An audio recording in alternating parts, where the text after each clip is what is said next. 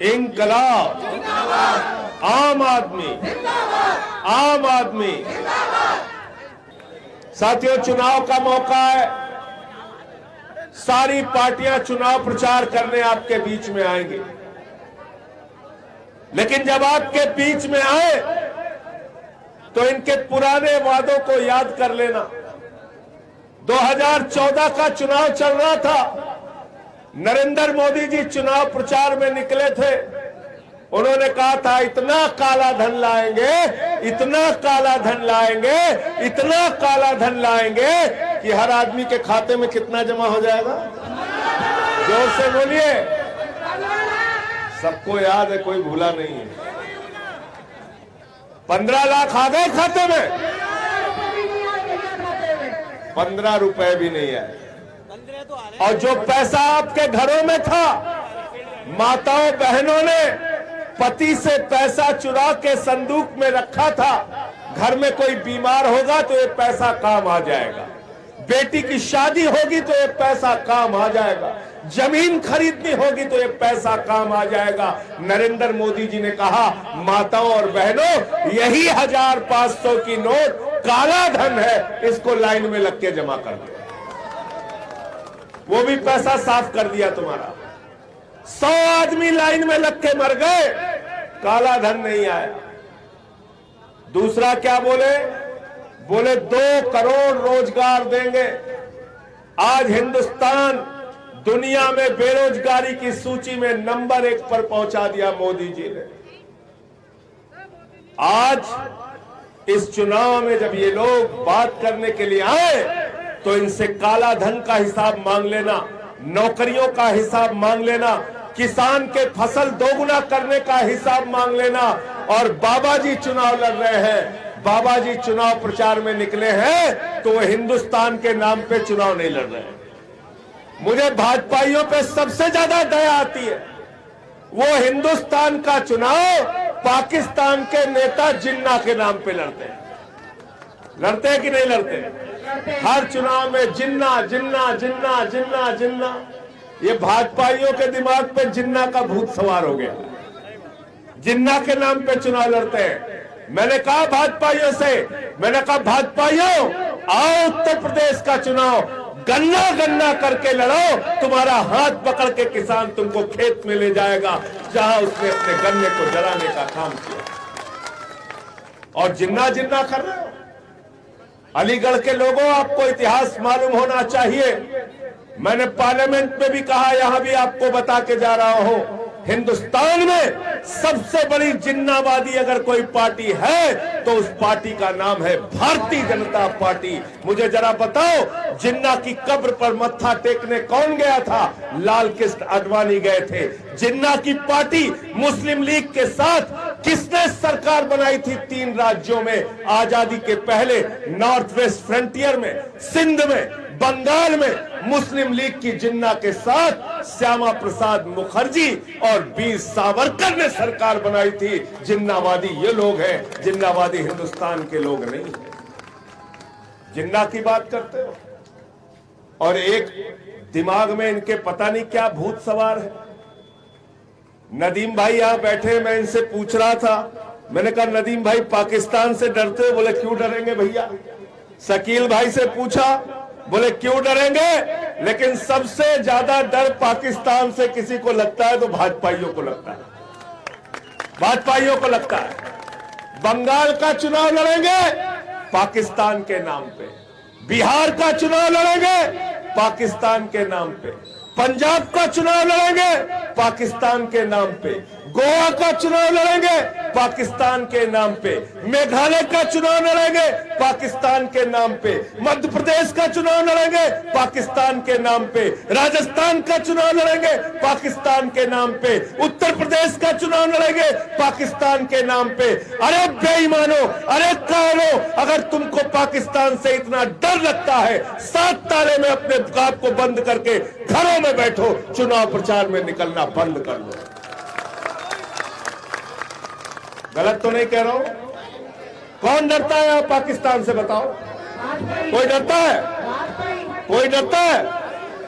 हर चुनाव में पाकिस्तान पाकिस्तान पाकिस्तान, जिन्ना पाकिस्तान। और एक बात याद रखना, मेरी बात को ध्यान से सुनो और एक एक आदमी को जाके बताओ, भारतीय जनता पार्टी का धंधा झगड़ा कराने से चलता है। अंग्रेजों का नारा था बांटो और राज करो, भाजपाइयों का नारा है बांटो और राज करो, डराओ और राज करो। उत्तर प्रदेश का चुनाव लड़ते हैं, हिंदुओं को मुसलमान से डराते हैं। बिहार का चुनाव लड़ते हैं, हिंदुओं को मुसलमान से लड़ाते हैं। बंगाल का चुनाव लड़ते हैं, हिंदू और मुसलमान को लड़ाते हैं। हरियाणा का चुनाव लड़ते हैं, जाट को गैर जाट से लड़ाते हैं। महाराष्ट्र का चुनाव लड़ते हैं, मराठा को गैर मराठा से लड़ाते हैं। गोवा का चुनाव लड़ते हैं, हिंदू को ईसाई से लड़ाते हैं। पंजाब का चुनाव लड़ते हैं, हिंदू को सिख से लड़ाते हैं। मैं तो ये कह रहा हूं, इन बेईमानों को कौन भाजपाई आ गया भाई, भाजपाइयों से सावधान हो जाओ। मैं बगैर माइक के बोलूंगा, चिंता मत करना, ठीक कर लो, नहीं तो बगैर माइक के बोलूंगा, बगैर माइक के बोलूंगा। ठीक हुआ? क्या हुआ?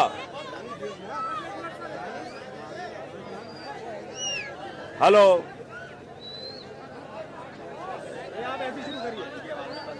तो ये पूरे हिंदुस्तान का चुनाव एक से दूसरे को डरा डरा के लड़ते हैं, एक से दूसरे को डरा डरा के लड़ते हैं। अभी पूरे देश में सिख और हिंदू को पंजाब में लड़ाया, हिंदू मुसलमान को यूपी में लड़ाया, हिंदू ईसाई को गोवा में लड़ाया।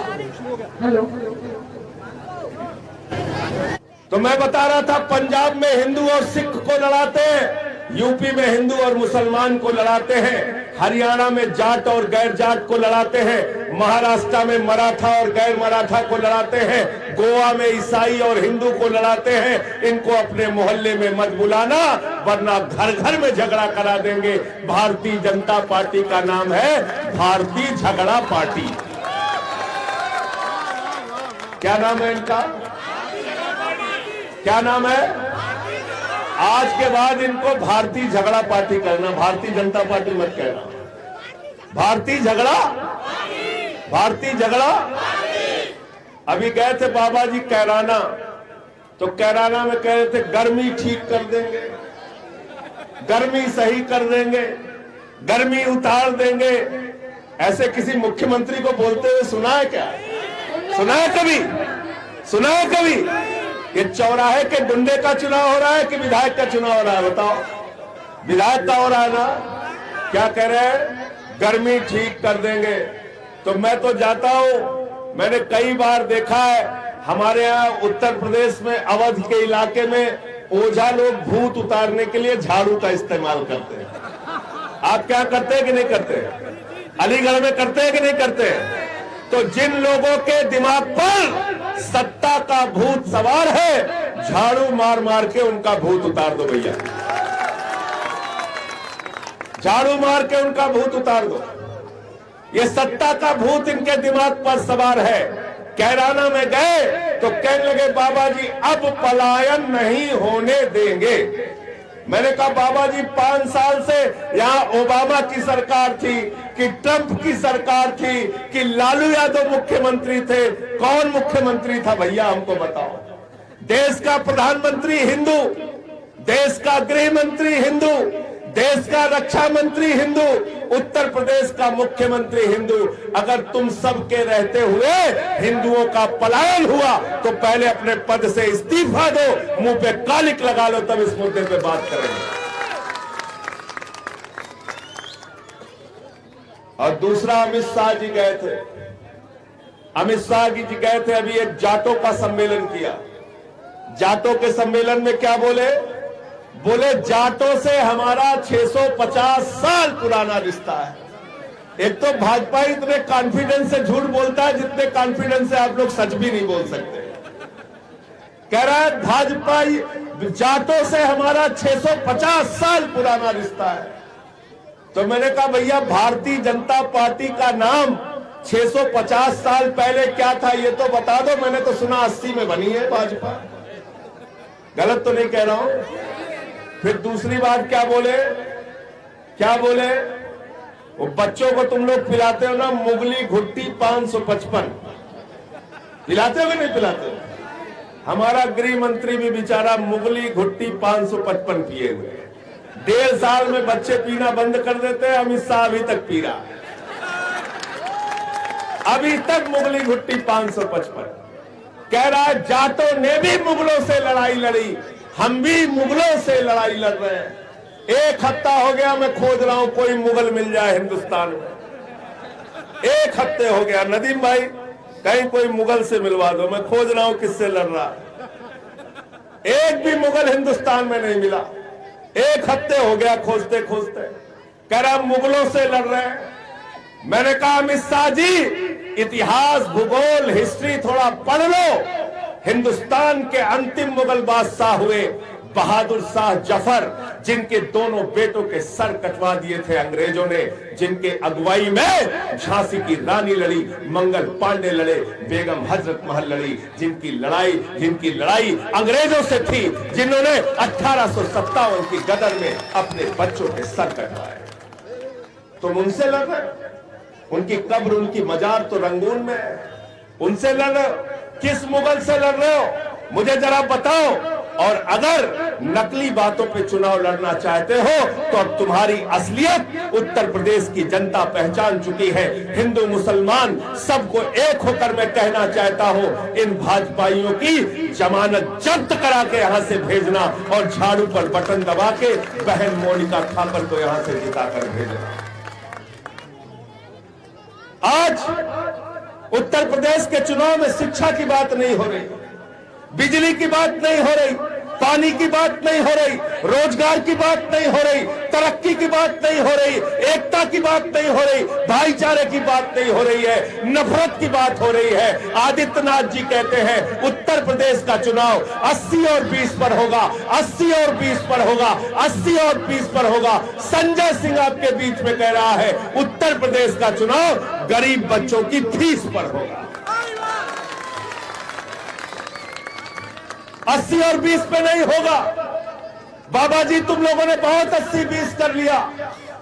मैं पूछ रहा हूं अलीगढ़ से, आपसे बताओ आदित्यनाथ जी, नदी के घाट पे जो हजारों लाशें सड़ी हुई मिली, चील कौवे कुत्ते नोच रहे थे, वो 80 में आते हैं या 20 में आते हैं? वो हाथरस की गरीब बेटी जो रात में 2 बजे जला दी गई, वो 80 में आती है या 20 में आती है? वो प्रभात मिश्रा जिसका फर्जी इनकाउंटर हो गया, वो खुशी दुबे जो 1.5 साल से जेल में सड़ रही है, वो किसान जो 1 साल सड़कों पर बैठा रहा, 750 किसान शहीद हो गए, वो नौजवान जो रोजगार मांगने निकलता है तो उसको लाठियों से पीटते हो। ये 80 में आते हैं या 20 में आते हैं? 80-20 करके तुमने 80 को बर्बाद कर दिया और हिंदुस्तान को भी बर्बाद कर दिया।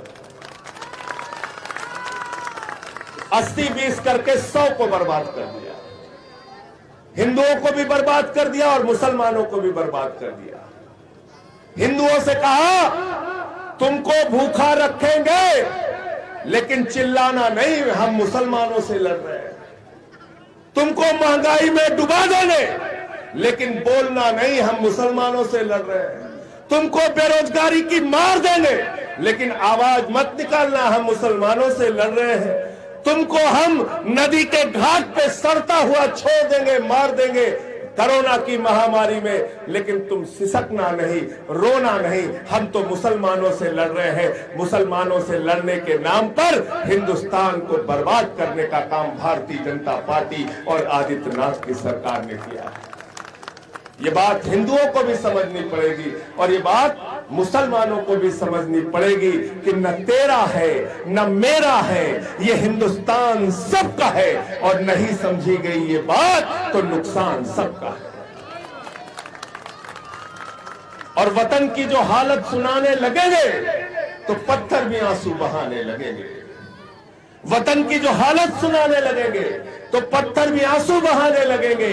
अगर भीड़ में खो गई आदमियत तो उसे ढूंढने में जमाने लगेंगे। इंसानियत का कत्ल किया जा रहा है, आदमियत का कत्ल किया जा रहा है। भाजपा ही नारा लगाते हैं भारत माता की जय, हम लोग भी नारा लगाते हैं भारत माता की जय। लेकिन जब हम भारत माता की जय लगाते हैं तो हम ये मानते हैं कि भारत की माता के 130 करोड़ बच्चे हैं, हिंदू भी हैं, मुसलमान भी है, सिख भी है, ईसाई भी है, और दुनिया की कोई माता अपने बच्चों में झगड़ा कराकर खुश नहीं हो सकती। हो सकती है क्या? हो सकती है? कोई मां अपने बच्चों के बीच में झगड़ा करा के खुश हो सकती है क्या?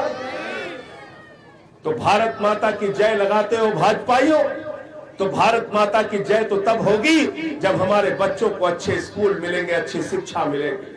भारत माता की जय तब होगी जब अच्छे अस्पताल बनेंगे, अच्छी सड़कें बनेंगी, हमारे नौजवानों को रोजगार मिलेगा, किसान को फसल का दाम मिलेगा, व्यापारियों को सुरक्षा मिलेगी, माताएं बहनें बगैर डर के अपने घरों से निकल पाएंगी, तब भारत माता की जय होगी। गृह मंत्री जी अमित शाह जी आए थे, उन्होंने कहा रात को 12 बजे भी गहना लाद कर 16 साल की लड़की उत्तर प्रदेश की सड़कों पर निकल सकती है। कहा कि नहीं कहा? कहा है ना? मैंने कहा अमित शाह जी, मेरे प्यारे मोटा भाई, मेरे प्यारे मोटा भाई अमित शाह जी, तुम उत्तर प्रदेश की लड़कियों को सलाह देना बंद कर दो। मैं तुम्हें एक सलाह दे रहा हूं, गहना पहन के तुम बगैर सुरक्षा के रात में 12 बजे सड़क पर निकल जाओ, तुम्हारे साथ क्या होगा मैं बता नहीं सकता। गलत तो नहीं कह रहा हूं? गलत तो नहीं कह रहा हूं? मोटा भाई अगर गहना पहन के रात में 12 बजे निकल जाए तो उसके साथ राजनी हो जाएगी कि नहीं हो जाएगी? हो जाएगी ना?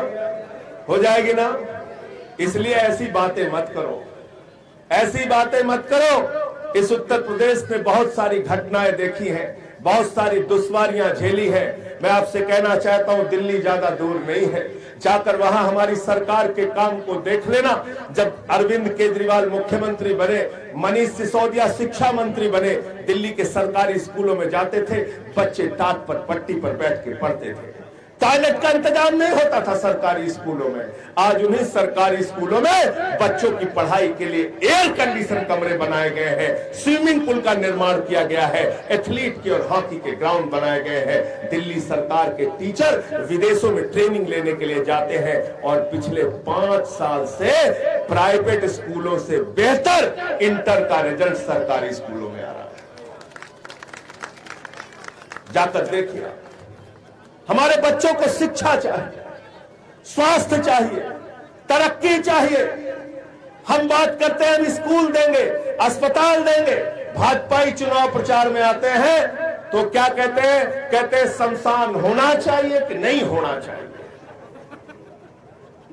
कहते हैं कि नहीं कहते? क्या कहते हैं?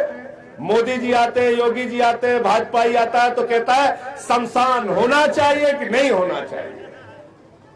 और इस मनहूस पार्टी से भैया सावधान हो जाओ, तुम लोग, हाथ जोड़ के कह रहा हूं, सावधान हो जाओ। इन मनहूसों ने शमशान शमशान शमशान शमशान करके बोले गांव गांव में शमशान बनाना है, शहर शहर में शमशान बनाना है, हमको तो हर जगह शमशान बनाना है। शमशान शमशान कह के कोरोना की महामारी में गांव गांव में शमशान बना दिया। अब इस पार्टी की जमानत जब्त करा के कहना हमें शमशान नहीं चाहिए, हमें अपने बच्चों के लिए स्कूल चाहिए, अस्पताल चाहिए, सड़कें चाहिए, उत्तर प्रदेश की तरक्की और विकास चाहिए। किसी को शमशान चाहिए क्या? बाबा जी की पार्टी में चले जाओ जिसको शमशान चाहिए। किसी को शमशान नहीं चाहिए, हमको स्कूल चाहिए, अस्पताल चाहिए। और आम आदमी पार्टी ने गारंटी दी है। ये मोनिका थापर हमारी छोटी बहन को आपने बराबर देखा होगा, जनता के मुद्दों पर लड़ते हुए, संघर्ष करते हुए, लाठियां खाते हुए, जेल जाते हुए। हाथरस की बेटी के लिए न्याय की लड़ाई मोनिका थापर यहां से सुबह ही निकल गई थी लड़ने के लिए। मैं आप लोगों से ये कहने के लिए आया हूं, अपील करने के लिए आया हूं, ईमानदार और सच्चे लोगों को चुनकर विधानसभा में भेजो। चोर और उचक्कों को अगर चुनकर भेजोगे तो हमारी तुम्हारी तरक्की कभी होने वाली नहीं। अच्छे लोगों को चुनकर भेजो, बेईमानों को चुनकर भेजोगे तो उत्तर प्रदेश की विधानसभा में ऐसे लोग पहुंचेंगे जो नफरत की बात करेंगे, झगड़े लड़ाई की बात करेंगे। और भारतीय झगड़ा पार्टी से तो होशियार रहना। नाम याद हो गया कि भूल गए तुम लोग? भाजपा का नाम क्या है? भारतीय झगड़ा पार्टी। भारतीय झगड़ा पार्टी, उससे सावधान रहना। मोहल्ले मोहल्ले में झगड़ा करा देंगे, पति पत्नी में झगड़ा करा देंगे। घर पे चाय पिलाने के लिए बिठा दिया तो पति पत्नी में झगड़ा हो जाएगा, इसलिए होशियार रहना। आप सबका बहुत बहुत शुक्रिया, बहुत बहुत धन्यवाद। और मैं फिर से एक बार आपसे हाथ जोड़ के अपील कर रहा हूं, हमारी छोटी बहन मोनिका थापर को अपना आशीर्वाद, अपना सहयोग, अपना वोट, अपना समर्थन देके राजनीति की गंदगी पर झाड़ू चला देना। बहुत बहुत शुक्रिया। इंकलाब जिंदाबाद।